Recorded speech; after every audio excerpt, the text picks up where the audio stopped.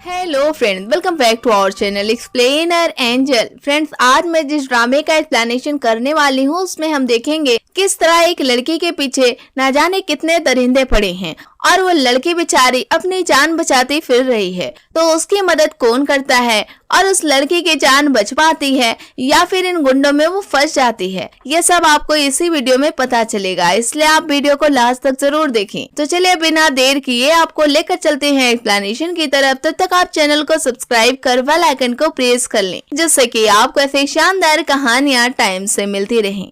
कहानी शुरू होती है। हमें जिंग नाम की एक लड़की को दिखाया जाता है जिसके गले को जू नाम का एक लड़का पकड़ता है और कहता है कि उसने अभी तक नरक नहीं देखा होगा। ये कहकर सच में उसे ऐसे नरक में डाल देता है और वो नरक मेल कैदियों की जेल होती है। ये देखकर जिंग काफी डर जाती है और जू से कहती है कि उसे अकेला छोड़कर वो नहीं जाए क्योंकि वो निर्दोष है। जिस पर जिंग कहता है कि जिंग के फादर ने ही उसके फादर को मार डाला था। ये बात उन्होंने अपने जबान से ही कबूल की है, इसलिए वो उनकी बेटी यानी कि जिंग को पकड़कर इस जेल में डाल रहा है और कहता है कि अब से तुम मरने की भीख मांगोगी। अब जू वहाँ से चला जाता है। अब उसके जाते ही सारे कैदी जिंग को भूखे भेड़िए की तरह नोच खाना चाहते हैं। उन लोग जिंग को बहुत ज्यादा मारते हैं और बहुत ज्यादा परेशान करते हैं। इसके बाद जिंग को सारे लोग अकेला छोड़कर कहीं जाते हैं कि तभी जिंग को एक आदमी पीछे से पकड़कर रूम में ले जाता है, जहां पर उसके साथ सारी गंदी हरकतें करने लगता है। ये देखकर जिंग अपनी जान बचाती है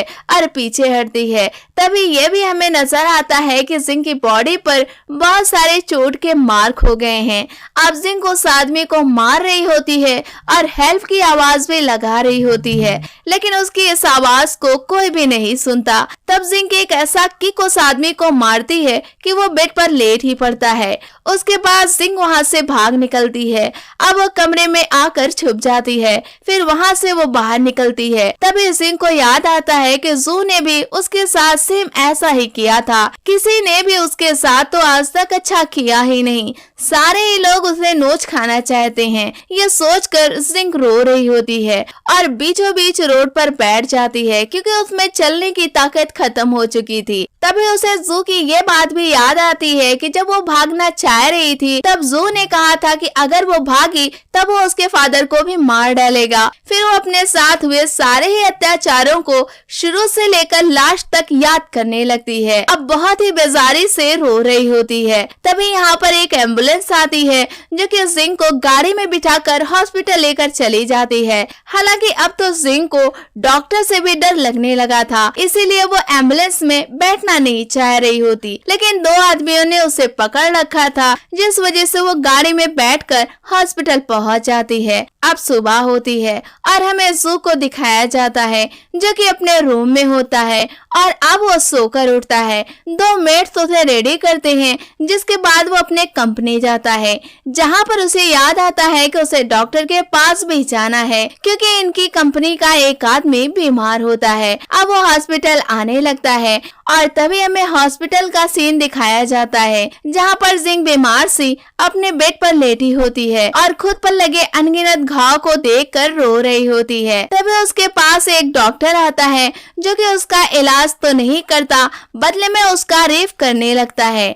अब ये देखकर जिंग और ही डर जाती है और उसे लगातार मना कर रही होती है और लगातार चीख रही होती है। तभी जू भी हॉस्पिटल पहुंच जाता है और उसकी इस चीख को सुन लेता है, जिसको सुनते ही वो इसके रूम में चला आता है। अब उसको देखकर डॉक्टर साइड में हट जाते हैं, लेकिन जू को जिंग के इस हालात को देखकर काफी ज्यादा गुस्सा आ जाता है और वो कहता है कि तुम इतनी बुरी हो, हमें तो पता ही नहीं था। जिस पर जिंग कहती है कि उसने कुछ भी नहीं किया, ये सब डॉक्टर ने उसके साथ जबरदस्ती किया है। ये सुनकर जू डॉक्टर की तरफ मुड़ता है, जिस पर डॉक्टर और उसके साथ एक और डॉक्टर दोनों ही कहने लगते हैं कि जिंग झूठ बोल रही है है, उसने खुद ही डॉक्टर के साथ जबरदस्ती की है। अब ये बात सुनकर जू को काफी गुस्सा आ जाता है और वो जिंग को एक थप्पड़ मार देता है और कहता है कि वो कितनी बुरी है। यहाँ पर भी उसने फिर एक बार उसे झूठ बोला है। ये कहकर जू उसके पैर पर मारकर यहाँ से जाने लगता है। इस बीच जिंग लगातार ये कह रही होती है कि उसने ऐसा कुछ भी नहीं किया, ये सारी बातें डॉक्टर झूठ बोल रहे हैं। लेकिन जू न जाने क्यों उसकी सारी बातों को गलत समझ रहा होता है। अब जू को जाता हुआ देखकर जिंग कहती है कि वो उसे मार डाले, लेकिन इस जगह पर उसे अकेला नहीं रखे। अब जू के जाते ही वो डॉक्टर फिर से जिंग के पास चले आते हैं और उसके माउथ पर टिश्यू पेपर रखकर उसके साथ गलत करने लगते हैं। तभी जिंग लगातार चीखने लगती है। उसकी ये आवाज जू के कानों तक पहुंच जाती है।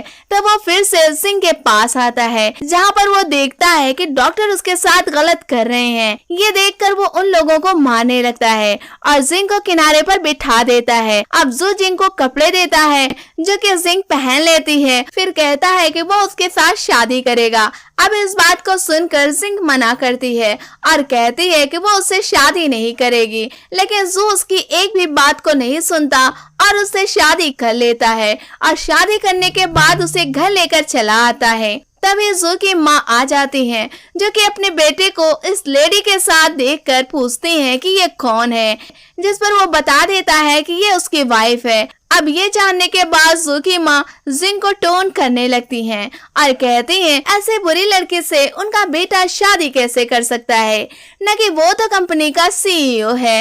उनकी माँ की इस बात पर जिंग खामोश होती है और अब शाम होती है। जू को हमें दिखाया जाता है जो कि डॉक्टर से बात कर रहा होता है किसी बीमारी से रिलेटेड। तभी जिंग इस घर से भाग निकलती है, लेकिन इस बात का पता जू को नहीं होता। अब बाद में उसे पता चलता है कि जिंग घर से भाग गई है। अब ये सुनने के बाद वो बावला सा हो जाता है। हालांकि जिंग अपना सेल फोन घर पर ही भूल गई थी, लेकिन उससे कोई भी हेल्प इन लोगों को नहीं मिलती। अब उसे तलाशने के लिए निकल पड़ता है। इधर जिंग अपने मदर के पास हॉस्पिटल में जाती है, जहां पर उनको एम्बुलेंस में जाता हुआ देखकर वो बहुत ज्यादा रोती है। फिर उनके पास जाती है और उनको रोकना चाहती है, लेकिन जू के बंदे जिंग को ही रोक लेते हैं। अब माँ के जाने के बाद जिंग वहीं बैठकर बहुत ज्यादा रोती है। अब उसके बाद जू के पास वो जाती है और कहती है कि उसकी माँ को वो छोड़ दे। अब वो अपनी सारी गलतियों की माफी मांगती है जो कि जाने अनजाने में उसने की होती है और आगे कभी कुछ गलत नहीं करेगी ऐसा वादा भी करती है। जिस पर जू कहता है कि अगर वो चाहती है कि उसकी माँ को छोड़ दिया जाए तब एक शर्त है, और वो ये शर्त है कि हर रोज वो उसके साथ फिजिकल होगा। अब ये सुनकर जिंग कुछ देर सोचने के बाद उसकी बातों पर राजी हो जाती है। अब वो जू को चाय देती है और जबरदस्ती जू की नोज पर उसे किस भी करना पड़ता है। तभी जू उसे धक्का दे देता है, जिसके बाद जिंग फर्श पर गिर पड़ती है। अब गिरने के बाद जू उसे अपने रूम से ही भगा देता है। तभी जू के पास उसका असिस्टेंट आता है, जिससे जू कहता है कि जिंग की माँ का इलाज शहर के सबसे अच्छे और बड़े डॉक्टर से कराया जाए, जिस पर उनका असिस्टेंट हाँ बोलकर यहाँ से चला जाता है। अगले दिन जिंग जू की कंपनी में जाती है, जहाँ पर उसकी मुलाकात जू की गर्लफ्रेंड से हो जाती है। जू की गर्लफ्रेंड को ये बात पता लग जाती है कि जू ने जिंग से शादी कर लिया है। इस वजह से वो जिंग से फिजूल ही झगड़े करने लगती है। तभी जू को ये बात पता चलती है तो वो फौरन यहाँ पर आ जाता है और अपनी गर्लफ्रेंड से कह देता है कि उसे लड़ने की जरूरत नहीं है, क्योंकि 3 महीने के लिए ही उसने जिंग से शादी किया है। उसके बाद में वो उसे डिवोर्स दे देगा। अब ये सुनकर उसकी जीएफ काफी खुश हो जाती है। उसके बाद उसकी जीएफ कहती है कि जिंग ने उसके साथ काफी गलत किया है और उसके साथ काफी बदतमीजी भी की है, इसलिए उसे घुटनों पर बैठकर उसे माफी मांगनी होगी। अब जू उसकी इस बात को सुनकर उसकी ये भी ख्वाहिश पूरी करा देता है और जिंग से माफी मांगने के लिए कहता है। साथ ही जिंग को उसकी गर्लफ्रेंड के जूते भी साफ करने पड़ते हैं। तभी जू अपने जूते से जिंग के हाथ को अपने जूतों के तले कुचल देता है और फिर वहाँ से चला जाता है। वैसे कंपनी में जिंग पोछा लगाने का काम किया करती थी।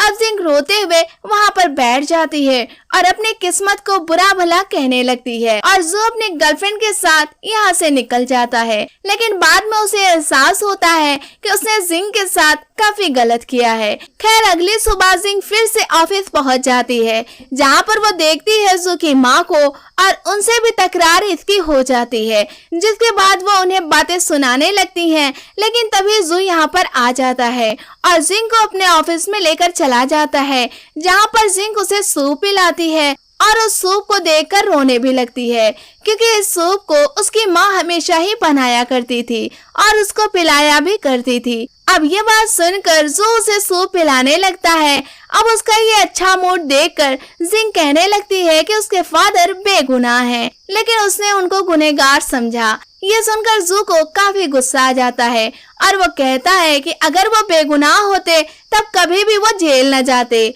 उनको तो उनकी किए की सजा मिल रही है और तुमको भी मैं हर रोज सजा देता रहूंगा। ये कहकर उसे मारने लगता है। साथ ही 3 महीने के एग्रीमेंट पेपर पर उसे साइन भी करा लेता है, जिससे कि वो 3 महीने बाद उसे तलाक भी दे सके। अब उसकी इस बात को सुनकर जिंग को उस पेपर पर साइन करनी ही पड़ती है। फिर जो कहता है कि अब मैं 3 महीने तक तुमको हर रोज मारूंगा। ये कहने के बाद ये लोग घर आते हैं, जहाँ पर शाम होती है। जिंग कहती है कि वो फर्श पर सो रही है, लेकिन रात हो जाने के बाद जू को वो सब चाहिए होता है जो कि उसको जिंग के पास जाकर मिल सकता है। इसलिए वो जिंग के पास जाता है और उसके साथ जबरदस्ती करने लगता है। ये देखकर जिंग उसे मना करती है और उसे समझाती है, लेकिन जू के जिद के आगे वो हार जाती है।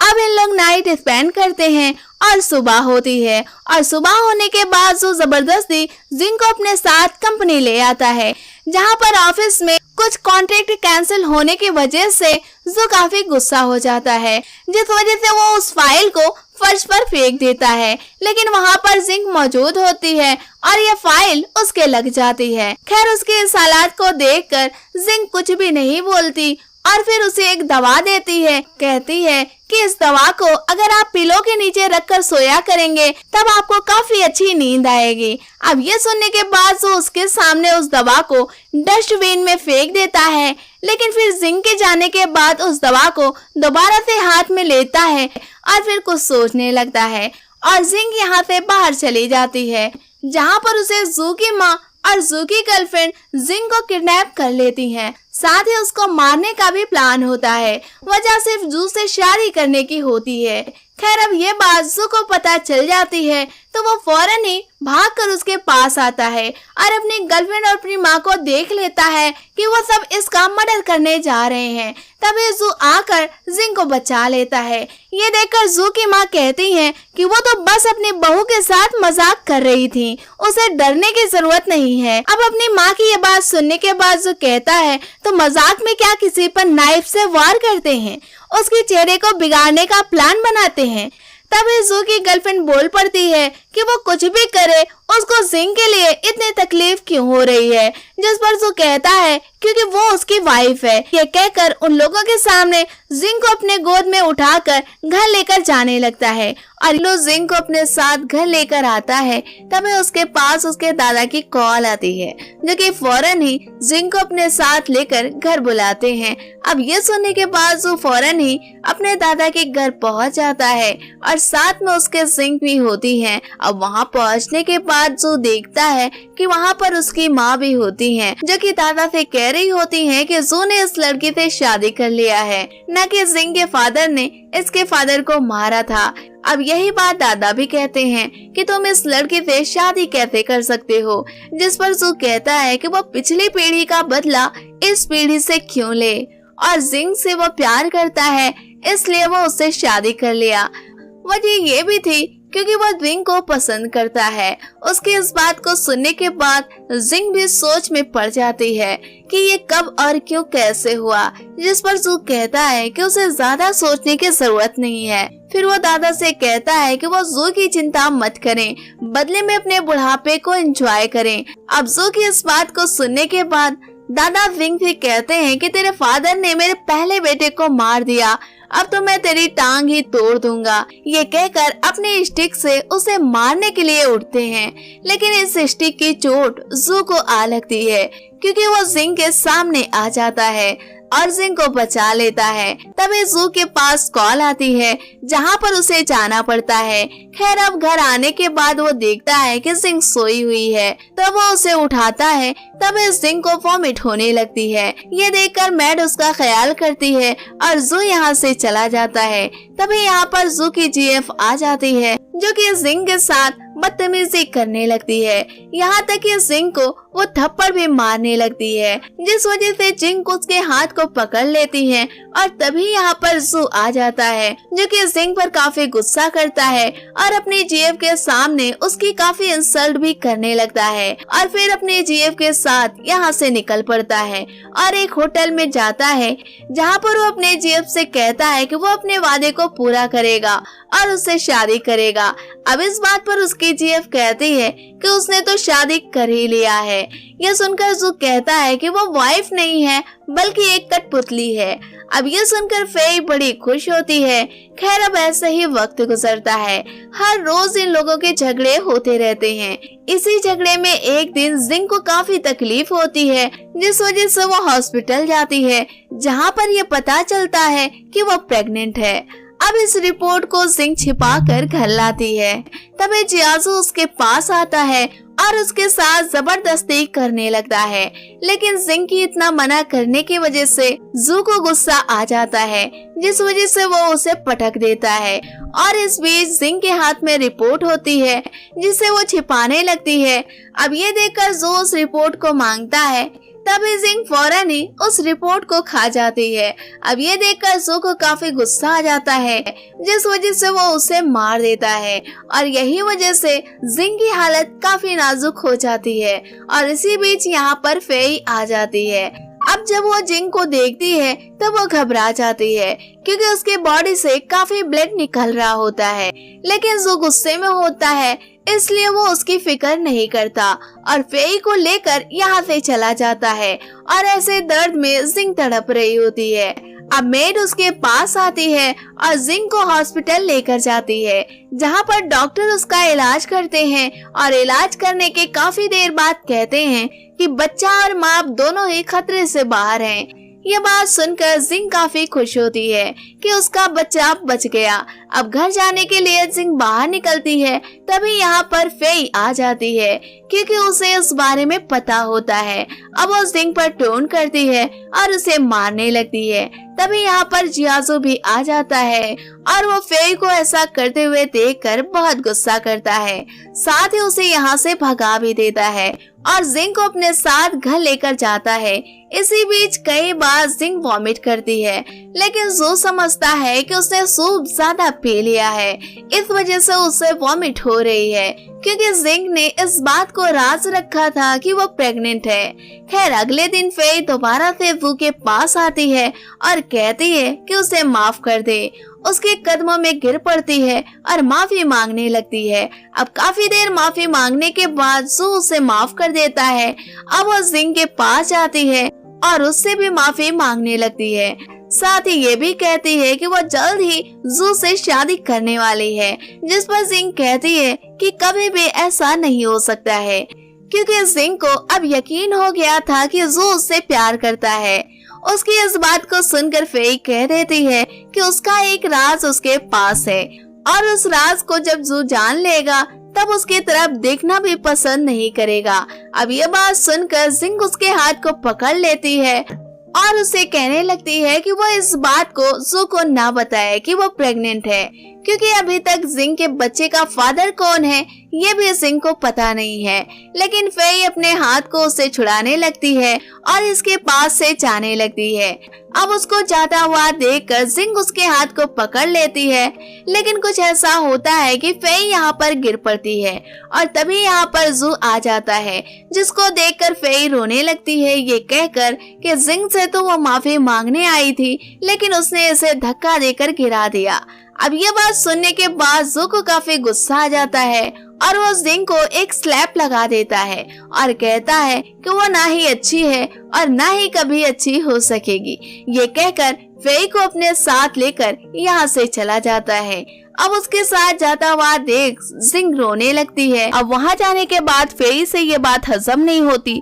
वो जू को बता देती है कि जिंग प्रेग्नेंट है और जाने किसका बच्चा वो पाल रही है उसे खुद भी नहीं पता है। अब ये बात सुनने के बाद जू फौरन ही जिंग के पास जाता है और कहता है कि वो प्रेग्नेंट है, लेकिन इस बात को उसने छुपाया क्यों। ये कहकर उस पे गुस्सा करने लगता है। फिर उसके पास से चला जाता है।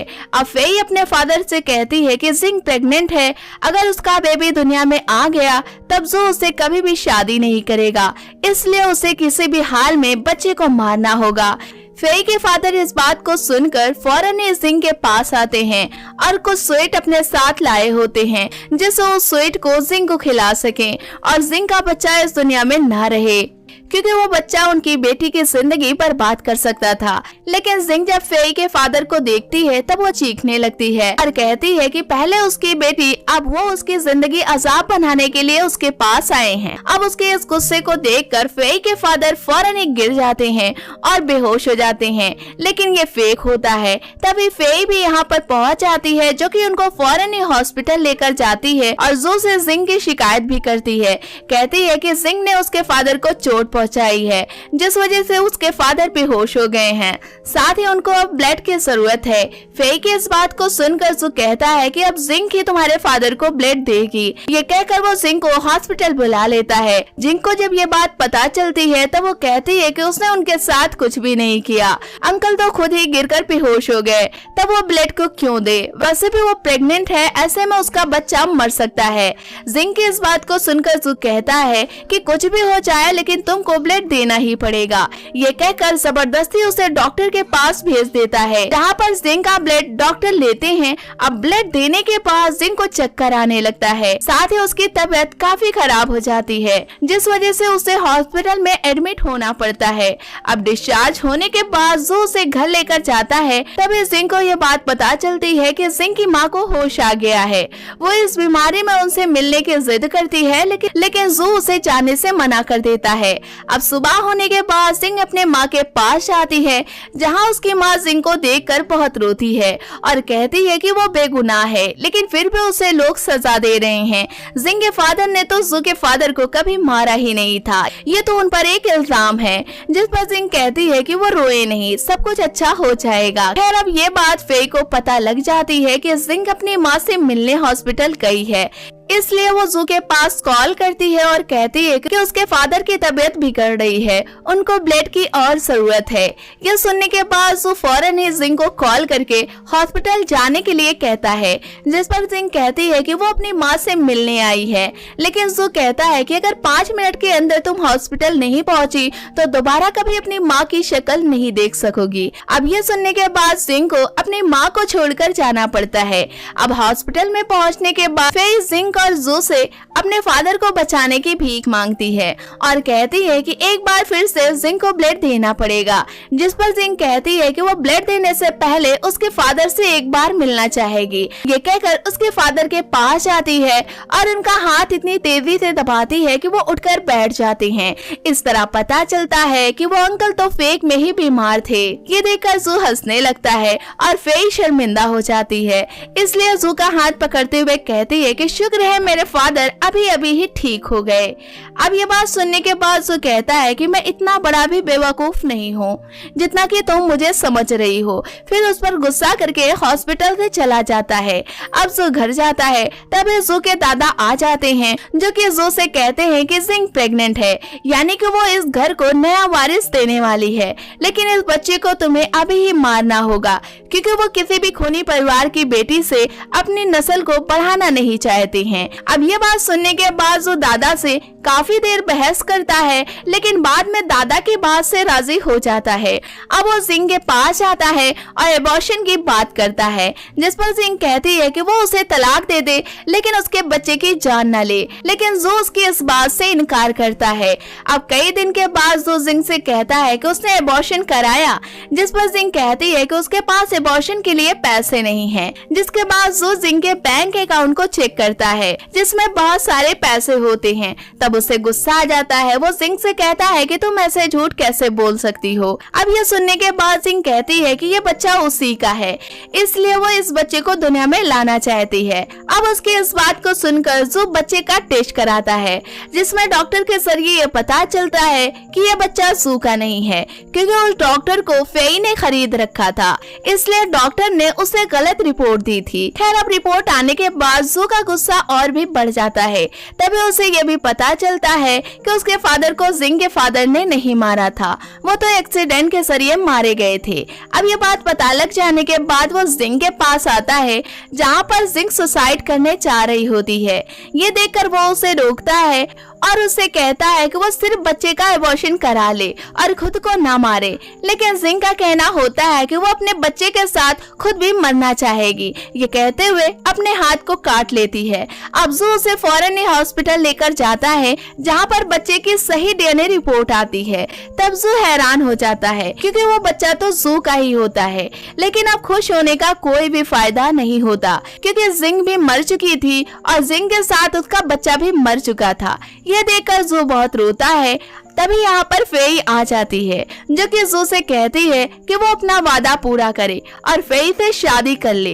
ये सुनकर जू से एक थप्पड़ मारता है और कहता है कि तेरी वजह से ही आज मैंने अपने वाइफ और बच्चे को खो दिया। तूने एक के बाद एक तगड़ा झूठ बोलकर जिंग पर हमें शक करने पर मजबूर किया। आज वो मर गई, लेकिन मरते मरते उसकी नजर में मैं अच्छा नहीं बन सका।